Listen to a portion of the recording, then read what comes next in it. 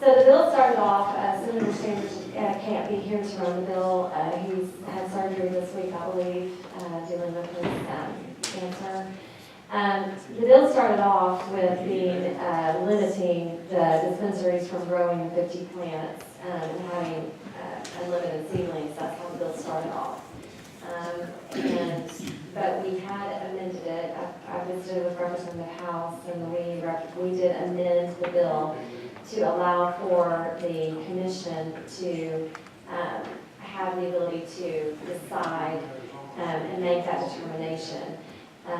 One of the main reasons why this bill was filed, that Senator Sandridge and several of us, I'm bringing you the Senate, okay? The people in the Senate, the senators, we felt strongly about this because of law enforcement issues and because of regulatory burdens that are being placed on ABC particularly, and the Department of Health. So I think there was a lot of concern from the folks that are going to be having to deal with this is if you have dispensaries, you have growers and growing facilities, and you have dispensaries all growing, it would be difficult to regulate, it would be difficult to enforce that. However, in our discussions, as I've been educated about this whole issue, it could be that if the growers are growing a certain strand of medical marijuana, but there's a patient that might need something differently, then the commission could take that into consideration, and the commission could then make that determination to allow a dispensary to grow or not grow these different plants and these different strains.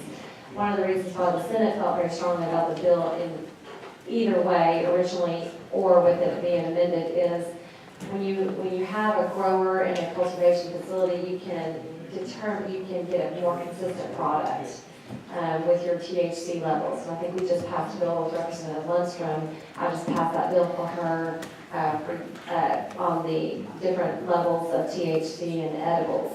Well, I think that you need to have that consistency. So that's why the bill was brought forward, and that's why the bill is before you now, and why the Senate felt strongly about it.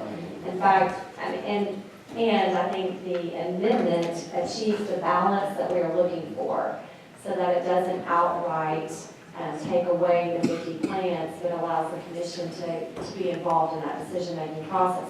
I would point out that I did speak with Speaker Gillum about this just before we came into this. He told me I could tell you that I visited with him about the bill, that he's not thrilled about the bill, but that he said to let y'all hear the bill and make your determination about the bill.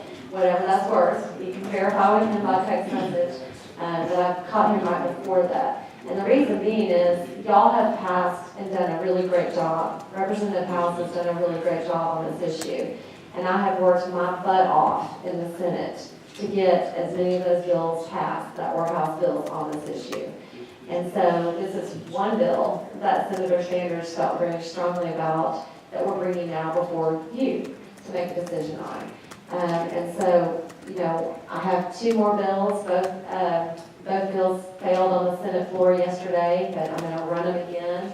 That are House bills that y'all felt very strongly about, and I am trying to be your voice over in the Senate on this issue, because I think y'all have done a really great job on that. So I think this bill achieves the balance that is needed on this issue as it is amended and brought before you today, and so I think it's good policy. I visited with Dr. Carlos Ramon. He is on the Medical Marijuana Commission. He's very well versed on all of these issues, and I feel good about leaving these decisions in their hands because of the expertise that's on that commission. I'll be happy to answer any questions.